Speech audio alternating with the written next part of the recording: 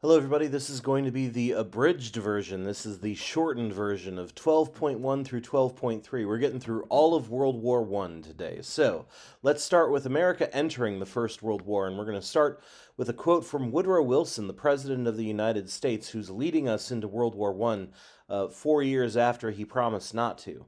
And he says, "It is a fearful thing to lead this great peaceful people into war, into the most terrible and disastrous of all wars. Civilization itself seeming to be in the balance. But the right is more precious than peace, and we shall fight for the things which we have always carried nearest our hearts." And he meant it too. He actually wanted to create a change, a progressive change out of this war. We will see. So let's look at the causes before we even got into it. By the start of World War I, around about 1914, Europe had had about 100 years of peace ever since the Napoleonic Wars basically finished up. We had, or not we, but Europe had been at peace for that time. However, there had been warning signs coming for a while that something was getting a little dangerous in Europe at this time. So, for example, this is a time period of increased nationalism throughout the world, but also especially in Europe. A lot of European countries had almost a fanatical devotion to homeland, and they saw themselves as the greatest country on earth, which is fine as long as, it's just pride and not, dangerous. The downside is it was dangerous. This led to increased fear and mistrust and dislike of other countries, and a feeling of your own superiority leads to feelings of their inferiority as we go into it. So, people started to believe that their country should be in charge, not only of their territory, but expanding and taking over other territories. We see this in several sort of border disputes among many countries in Europe, most famously between France and Germany, the area known as Alsace between France and Germany, that area in red right there. Now, increased nationalism also led to a belief that you should rule all the territory that you want. So, this led to an increased imperialism as European countries were expanding during that time, not just around Europe, but also Africa and Asia as well. Now, on top of that, nationalism and imperialism leads to increased militarism as well. Not just a heightened army, but also, again, this sort of fanatical devotion to the army that comes out of it. So these guys are creating a huge national army, preparing for what they saw as an almost predictable war coming up sometime soon. So they thought, it's going to be important for us to take over this land. So this glorification and reverence of militarism was around. And lastly, the last thing that got them into war was allies.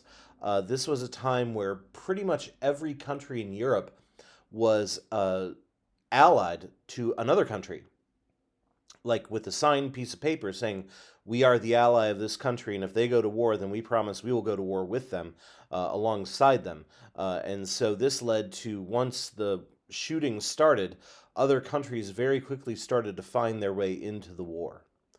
And that happened in 1914 with the assassination of Archduke Franz Ferdinand on June 28th, 1914. His death was the spark. Franz Ferdinand was the Archduke. He was next in line to take over Austria-Hungary, and he was shot and killed in Serbia, which technically was part of Austria-Hungary, but not according to Serbia, it wasn't. And so, after he and his wife were shot and killed on June 28th, 1914, Austria-Hungary declared war on Serbia, and then Serbia's allies like France and Russia joined in on their side, and Austria-Hungary and Germany joined together, and suddenly we've got everybody joining up because of their allies and because of imperialism and nationalism and militarism, and suddenly we are, not we again, but Europe was at war. And we see that this was the way it went. Most countries joining in on either what is called the Central Powers or the Allied Powers. There were a few holdouts, though, who were neutral. So here is Archduke Franz Ferdinand and his wife, Sophie. Both of them were shot and killed by a Serbian nationalist. And here are the Allied countries and the other countries, the two sides basically of the war. And we do see that there are other countries that are staying out of it, at least for the moment. Now, World War One is a very long, very horrible war in a lot of ways. It was the first real modern war of the 20th century, using a lot of new technology and new things like machine guns and flamethrowers and submarines and airplanes, but they're still using old tactics. And so that meant that people dug into trenches, these sort of fortified bunkers, and then they would occasionally get up and run towards the opposing side. And that's fine, except for now the opposing side has machine guns. And that means they are just going to blow you away every single time you try to do that. Most of the soldiers died without even reaching the opposing trenches. And this sort of trench warfare left a huge section of land that was just, stripped bare of anything alive. The machine gun fire chopped down trees in this area. This became known as a no man's land. So this is what living in a trench looked like. This is a bad trench because it's not big enough. Your head's popping out of the top. You don't want that. And you can still see these trenches in World War One in certain areas of Europe, and you can still see like bomb craters and things like that too. Now, this, like I said, was a modern war with all the modern amenities of war, but none of the tactics yet. So one of the things that we see during this time is the rise of poison gas. We see the rise of machine guns that make frontal charges like the trench warfare charge suicidal at best. And we also see that other countries were remaining neutral, at the top of the list being the United States. For the first few years of this war, America was isolationist, meaning that we were willing to trade with other countries, but we did not want in on this war. Many people in America said that this war was a Europe problem, not an America problem, and that gets into the whole Monroe Doctrine idea, the idea of like, you guys don't bother us over here, we won't get involved in your stuff over there. Also, America was following the Washingtonian precedent. Washington said their wars are not our problem, basically. However, as the war went on, America found itself unable to stay out. Some Americans were getting involved, even if the country wasn't, selling goods and weapons and things like that to one side of the war or the other. Also, a lot of German Americans were supporting their homeland. Others thought that we should join in and fight with the French and with the British. Teddy Roosevelt at the very top of that list, of course. Now, a lot of things drove us into the war eventually, even though Woodrow Wilson ran for president, re-election for president in 1916 by saying he kept us out of war, and he did until 1917. So, a couple of things that drove us into this war. There's no Pearl Harbor moment, but there are a lot of smaller things. So, we have the sinking of some military ships and some civilian ships as well that were being targeted by German U-boats, Unterseeboots, submarines, killing innocent civilians, including the Lusitania, which was a British cruise liner that sank off the coast of Ireland. Over 1,000 people died, including over 100 Americans, and this really angered the United States. Not to the point where we entered the war, but we got very close after that. So here is a German U-boat. And here is a picture of the Lusitania, along with some of the people that died on it, including a Vanderbilt. And so this, again, got us very close to getting into the war. And here is a map of just all the boats that were sunk during the first 11 months of U-boat warfare during World War I. That's a lot of boats right there. And here are two presidential pins. So, war in Europe, peace in America, God bless Wilson. And Wilson, he kept us out of war. And again, he did for about a month. And so here's Woodrow Wilson also trying to keep us out of war in a political cartoon for politics' sake, according to this. Now, what also got America into the war was it looked like we weren't going to be able to stay out of it for too much longer. It looked like Germany was about to force us to join the war one way or another. They were sort of making overtures to the Mexicans.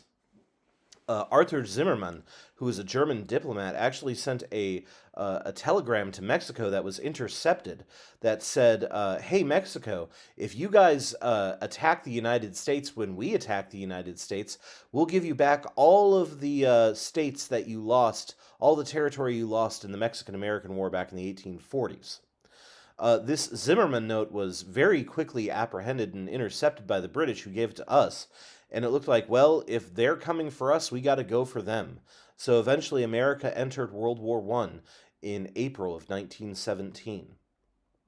And as more and more ships were lost, America started to gear up for war. We expanded our army, we expanded our navy. After the interception of the Zimmerman note, well, yeah, here it is. Sorry, I think that's right. I skipped over one, or I doubled it up. So this is a piece of the telegram right here.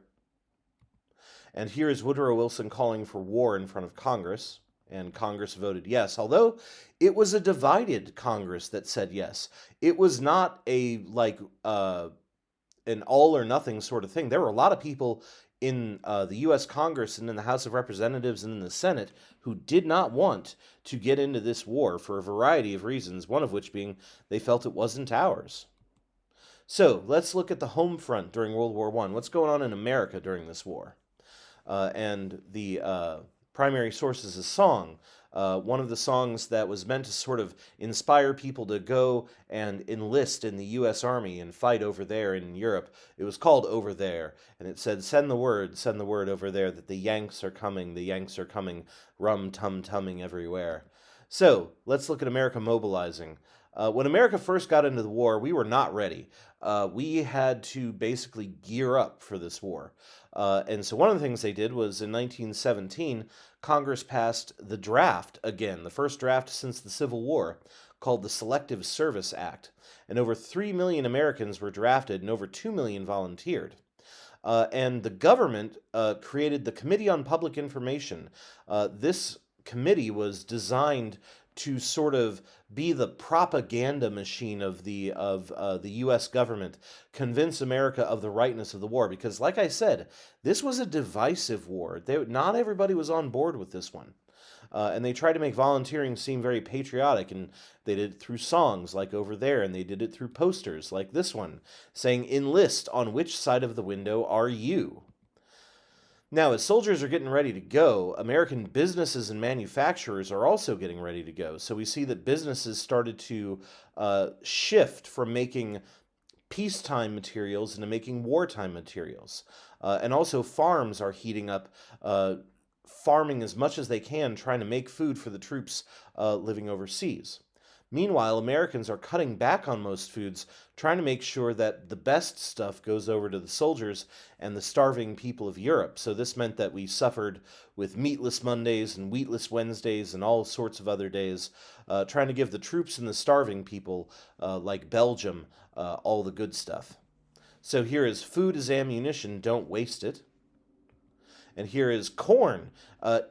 Don't eat sugar, eat corn, basically. So corn was American, it was plentiful, so replace a lot of your wheat with corn. Now, the downside to all this preparation was that the propaganda was often anti-German. So there's a lot of anti-German hatred in America. And there are a lot of times where we see that whatever Germanness is in your city, like St. Louis, for instance, disappeared. We had places with German names where the names were changed. We had German Americans being attacked. There was a famous case of a German American man right over the river in Collinsville, Illinois, who was lynched for being German American. They also didn't like the people who didn't fight, the conscientious objectors. They could actually be jailed for not fighting. And some women actually joined the conscientious objectors, while others said, like, hey, this is a good chance for us to try to get the vote. If we say yes to this war, maybe the president will realize that we should get the vote, too. And that's pretty much what happened. Women got the vote right after World War I was over.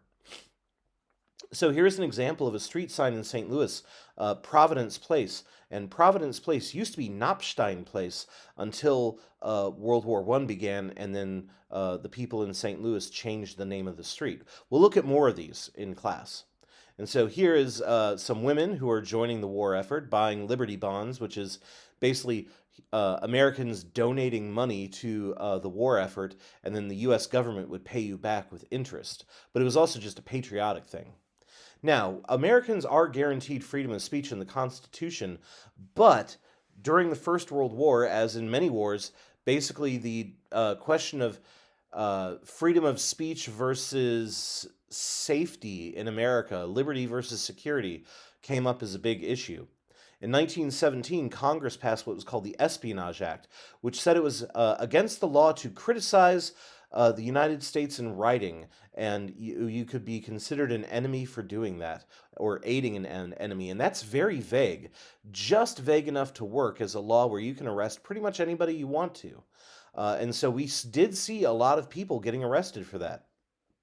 And for instance, Eugene Debs, who we've talked about before, Debs was a socialist and a union activist. He was put in jail for giving an anti-war speech. He actually ran for president from his jail cell. And in 1919, the Supreme Court decision of Schenck v. United States, Schenck was somebody who was arrested for speaking out against the war. The Supreme Court said that in times of war, public safety and American security is more important than freedom of speech. And this is going to be something that comes up again in later wars. Again, we are going to look at Japanese internment in World War II, for instance.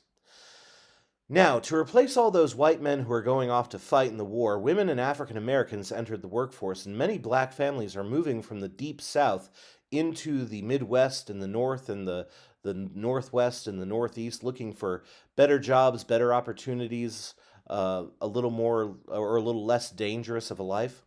And this is called the Great Migration, and it did keep the factories full. However, African Americans were not exactly welcomed with open arms. We saw a series of race riots during this time, some of the worst being in Chicago and East St. Louis, as these new African American families come into the cities, changing the racial demographics of the city. It turns into a giant race riot. Also, think right after this is 1921. The Tulsa race riots happened at that point. So here is the Great Migration, where we see different groups from the South, or different groups of African Americans from the South heading to different areas in the North and the West. Now, this also doesn't mean that there weren't African Americans who were fighting in the war, because there were.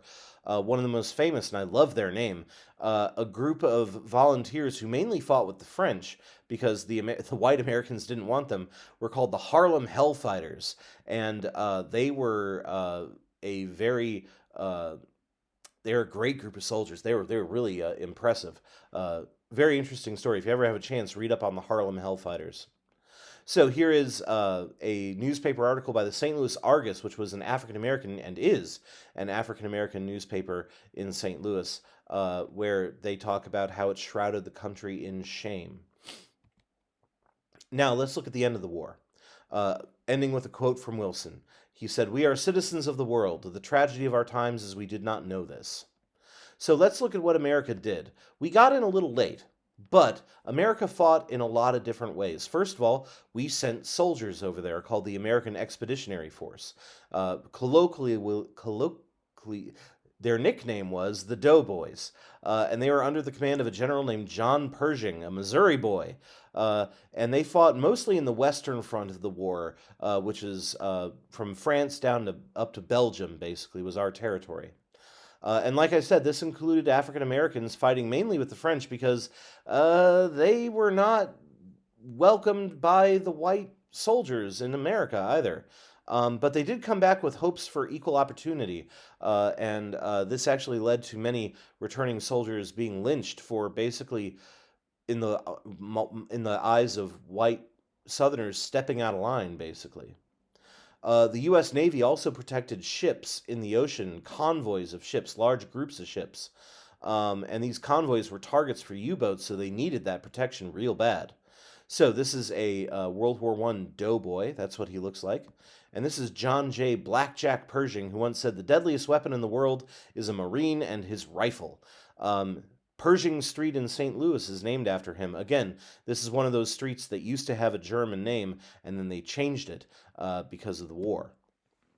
Now, in November of 1918, Germany finally surrendered, and this was called Armistice Day in November.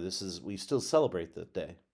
And the war had been very brutal with millions of deaths, including over 100,000 American deaths. The next question is, what do we do now that we've won the war? What happens next? And Wilson had a plan for that. Wilson really hoped that he could reshape the world after the war. He didn't just want to grab a bunch of territory and make some money off the war. He had this idea, this is him being a progressive again. But you can see Wilson basically thinking, we can make this entire place better if we just stop fighting each other so much. He believed he could end wars in the future and make the world safe for democracy if done correctly. And so he came up with what he called his 14 points. 14 big, hopeful ideas that could make the world better in some way, shape, or form, including, having open trade on the seas, reducing the number of colonies around the world, reducing the number of weapons, and several others. The most important one to Wilson, though, is his 14th point. He wanted to create a group of countries that would meet up and talk to each other instead of fighting with each other, and hopefully this would be the way to stop and prevent future wars, and he called this his League of Nations. And here are his 14 points, and you see down at the bottom there, number 14. Well, this will be part of your homework too, so you'll see this again.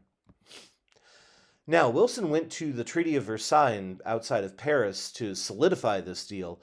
However, most countries in Europe were not interested in this sort of big pie-in-the-sky, sort of hopeful, no more war scenario. They wanted land, they wanted money, they wanted Germany's head on a plate at that point. So they were not interested in war without victory, I think is what Wilson called it.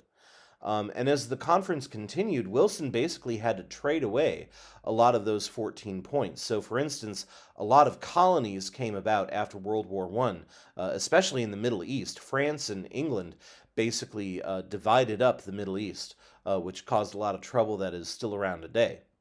However, he was going to stand his ground and fight and try to get the League of Nations created. And eventually he did. He did get other countries in Europe to agree to the League of Nations. Big problem is now he has to get the United States to agree to the League of Nations, and that is going to be hard. So one of the problems was getting Congress to agree to this, and it was partially idealistic, which is that America did not want to join this big sort of ad hoc group of countries over there in Europe, as it would make us less powerful. It would hurt America's prestige to be just another country in a League of Nations like this. This is actually an argument that some people have against the United Nations today. It was also a bit of a political decision insofar as Wilson was a Democrat, and the people who ran the House of Representatives and the Senate were Republicans, and so it was kind of political too. And also, Wilson had ruffled some feathers during this time. He had refused to take Henry Cabot Lodge, one of the most powerful Republicans in Congress, with him to France, even though he was one of our best diplomats, because Lodge and Wilson had barely professional courtesy with each other.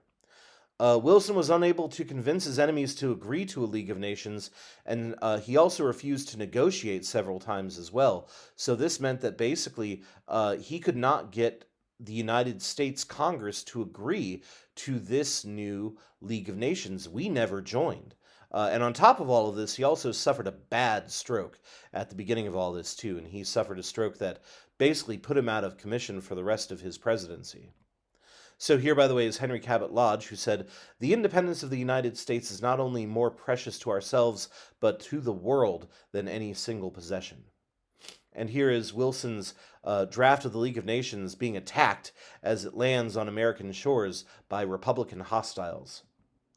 And in the end, the League of Nations happened. It happened in Europe, European countries joined the League of Nations, but America never signed up for it. And this meant that the League of Nations was weak, horribly weak, almost disastrously weak right out of the bat. Germany could basically just ignore the orders of the League of Nations because they were toothless. They didn't have the power to back it up, and so we see Germany beginning to rearm, and we see Germany very upset by what happened during the First World War. World War One basically led us right into World War Two. Also, the League, like I said, didn't have police powers. They said, "Stop doing what you're doing," and Germany could basically say, "Make me." So here is a very good political cartoon of the gap in the middle. We see this bridge of the League of Nations being created, but the keystone, the United States, is missing and will not join. Now, the big takeaways of World War One. One of the biggest ideas to take away from was the idea that America was still a very powerful country. Um, However, we were also an isolationist country, especially after the war was over. Wilson left office. He died shortly thereafter of complications from his stroke, mainly.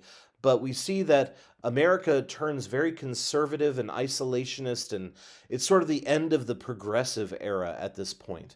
And also, we see that with the lack of power in the League of Nations, this is going to lead to World War II, as nobody is stopping Germany from rearming and being upset and angry and going in for revenge in the 1930s and 40s. So, just an interesting counterpoint. Look at Europe before and after World War II, or World War One, I'm sorry, and just how much it has changed during that time. So we do see a lot of changes. Especially look at the right-hand side. Russia turned into the Soviet Union, and the Ottoman Empire turned into Turkey, and Austria-Hungary disappeared. So that all happened. We will take a look at the impact of this in the 1920s.